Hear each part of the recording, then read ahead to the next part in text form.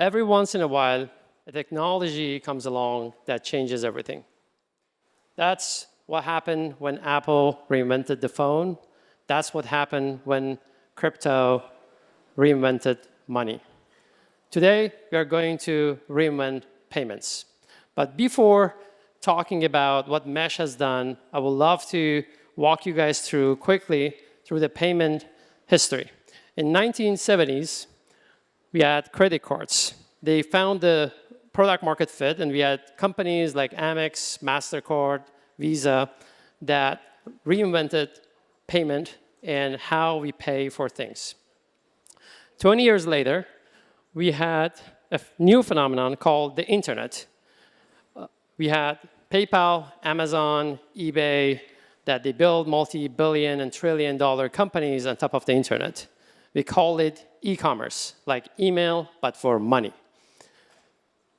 20 years later, again, we reinvented payments. We had a new technology called the smartphone, and we had Shopify, Stripe, Apple Pay, Google Pay, Square, you name it. They made payment instant. You could all of a sudden pay for things on the go, on your phone. So credit cards made payment simple, internet made payment fast, and mobile made payment instant. But we had one big problem. That was the fragmentation. So we are living in a world that we are like going toward like a more global economy, and we have a lot of fragmentation.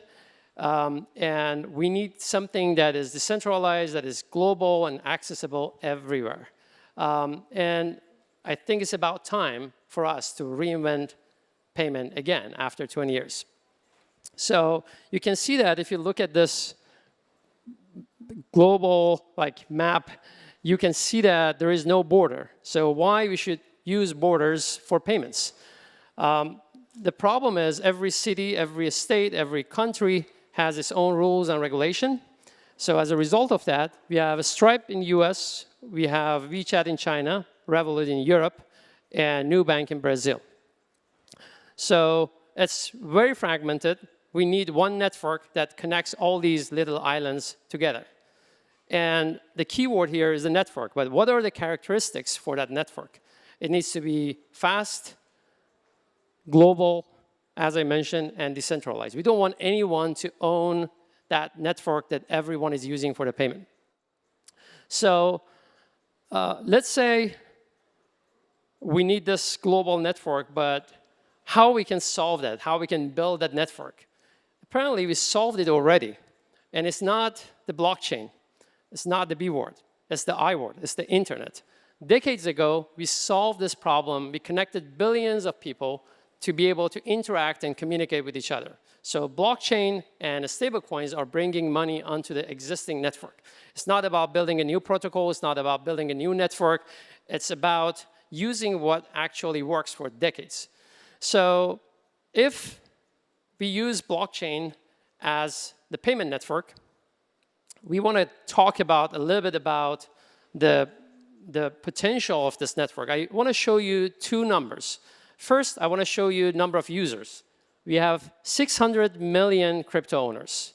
So this massive network that worked for decades now has blockchain built on top of it, has hundreds of millions of users using it every single day. And this is more than number of PayPal users. It's more than number of Amex cardholders. So if you are a PSP or you're a merchant and you're showing PayPal or Amex and you're accepting them on your checkout, whether on your website or on your physical store, you have to show crypto payments as well. The second number I want to show you is the usage. So 5 years ago, we had Visa that processed $11.6 trillion in terms of the transactions. MasterCard was at 6.45, and a stablecoin was a small little dot on the map. It was less than 200 billion, less than 1% of Visa and MasterCard combined. 5 years after that date, the usage is exploding. Stablecoin went from that little dot to the bigger dot on the map. So 27.6 trillion, which is more than Visa and MasterCard combined. It's 3x, almost 3x of Visa, 2x of MasterCard. But The problem with a stablecoin is it's less than 1% of global money supply. Less than 1%, but it's moving more money than Visa and MasterCard combined. So if this was a science class, and I want to kind of make it a little bit more fun, and we had one molecule that would move more than 99% of the volume, scientifically, we call that, the term for that is hot. Stablecoin is the hottest topic on the planet, maybe next to AI. So if this is so good, what is the problem? What are the problems and shortcomings of stablecoin? Well, first, you can see that users hold crypto. They don't own stablecoins.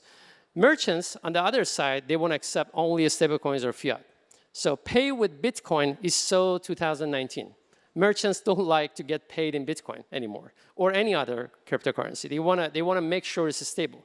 So as the previous speaker was mentioning, stablecoins has all the beauties of blockchain. It's fast, cheap, and instant, and also none of the downside, which is the volatility of the crypto. So if you look at the number, it kind of makes sense. The crypto market cap is about 3 trillion. So if I check it now, probably it's 3.1 trillion. So you get it. It just changes every single second. So we cannot really build a payment network on an asset that changes every single second. So we need more stability. So stablecoin market cap is 250 billion. It's less than 10%. So if you want to build a global payment network, you need to make sure that basically this imbalance gets addressed. So users can pay with whatever assets they have, and then the merchant on the other side of it can get paid in a stablecoin or fiat. So we are talking about a groundbreaking payment network. But what are the characteristics of that payment network? We talked about the global economy, so it needs to be global. It needs to be easy to use, and it needs to be cost efficient. So we want to compare this new payment network with traditional one. So let's assume that all the networks, payment networks that we have, whether it's traditional or blockchain-based, they are global. Let's assume that. Let's focus on easy to use and cost efficient. To make it more fun, let's assume that this is a business class. So we go back to Business 101. So we have this easy to understand chart. So we have easy and hard in one part and low cost and high cost on the other side. So you can see that the current payment networks, they are not so easy to use and they're not so cost efficient. For instance, credit cards are extremely expensive and they're not so easy to use. I don't know any one of you loves punching in 16-digit card numbers when you're shopping. And also they're super expensive. You don't pay for the fees. It's already baked into the price of the merchandise. And if you go to other payment networks, it even gets worse. So we have ACH, debit, wire that they've been built decades ago. They are not for current economy that we are living in. Nobody wants to accept it. That's like not many merchants wants to use that as a payment method. And it kind of like we went extra mile to make it instant. It just doesn't work. It stinks. Like nobody wants to use that for payment use case. It was built for bank-to-bank transfers, not for consumer-focused or facing payments. So we thought like if you want to solve this problem at Mesh, we need to sit in the upper right corner of this chart. It needs to be extremely easy to use, and it needs to be as cost efficient as possible. So the easy to use part, we call it the grandma test. So it should be so easy that your grandma should be able to use it.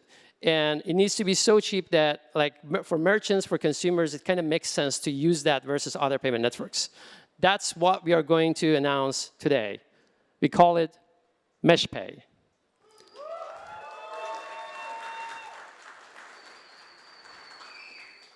I've been waiting for this moment for 5 years. We have been working on this days and nights for the last 5 years.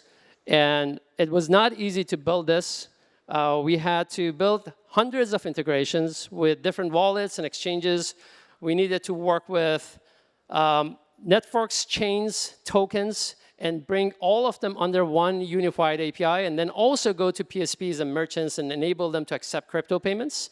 And as a result of that, when you, as a consumer, walk into the store, you just simply connect, tap, pay. Or if you go to the website, you can simply connect your account and pay with whatever assets you have. Behind the scene, we do all the magic, and we are working on a patent-pending technology called smart funding that basically does all the magic behind the scenes. So you don't have to go through manually processing everything yourself. So we are going to show you a very, very nice demo.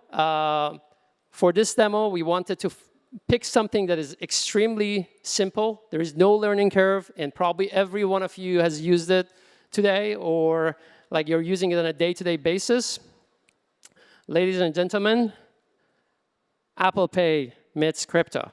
For the first time ever, we are using Apple Pay to pay with crypto. There is no Visa card or MasterCard involved. There is no traditional financial networks involved in this demo. It's just simply, I'm going to pay with crypto, and then the merchant on the other side of it is going to get paid in a stablecoin. Let's go to the demo, shall we? So we have, thank you. We have Balint here. Hi, Balint. Hi, would you like to get a coffee? Yeah, but we're not there yet. So I want to explain one more thing for you guys. So if this was traditional crypto payments, I had to scan a QR code, copy and paste that wallet address, find the right place to paste it, and then go through a bunch of hoops like picking the network, calculating the gas fee, and even if you do all of that, it takes you 10 minutes, and you have to pray to God for the merchant to get the stablecoin on the other side of it. So we want to kind of make it as simple as possible. So we are like, this is, just imagine that this is a coffee shop, and Balint is our handsome barista. Hi, Balint. Hi. Do you have coffee? Yes. OK, can I get a cappuccino? Sure. So you can see on the screen that this is just a simple pose. Do you accept crypto? Of course. Would you like to give a tip? I feel generous today, so I'm going to pay 25% tip. And I click on continue, I guess. So what's going to happen here, I'm going to show you my phone. I will go to airplane mode. So I'm on airplane mode. So there is no connectivity between my phone and the internet. So I will connect, I will tap my phone, and then you will see the card pops up, and then I will pay with Apple Pay. So let's go to the lock screen. You can see my cute dog there. His name is Paco. So I will tap Face ID, and then you can see that there is a card, and I need to do the double click to confirm. I did a Face ID, done, and you can see that in a second, if the demo god allows us, the payment goes through. There you go, done, as simple as that. And you can print the receipt. Can I see the receipt for a second? This is the first receipt of crypto payment. I'm going to NFT this and then sell it in the auction. So it was too quick, so I want to show it one more time because we have time. So new order. So let's pick another one like Americano. And then this time I pay 10% tip. Continue. So it's ready.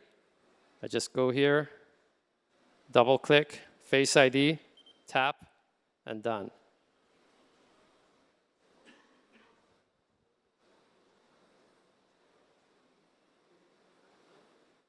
Done. So let's see what's happening behind the scene. So if you go to the Coinbase, this is my Coinbase account. So if you refresh that, you can see that the transaction is already done. So we had $3.75. So is it the first one, Balint? 303. Yes. So 3.75 is completed. And then the other one, which is the second one, I bought a lot of coffee this month. So, and you can see that the transaction is completed. This is basically happening, this USDC over base, so it's super fast. This is the merchant's Trust wallet, and you can see that they already received the USDC on their account. As simple as that. And now I can drink my coffee. Thank you, Balint.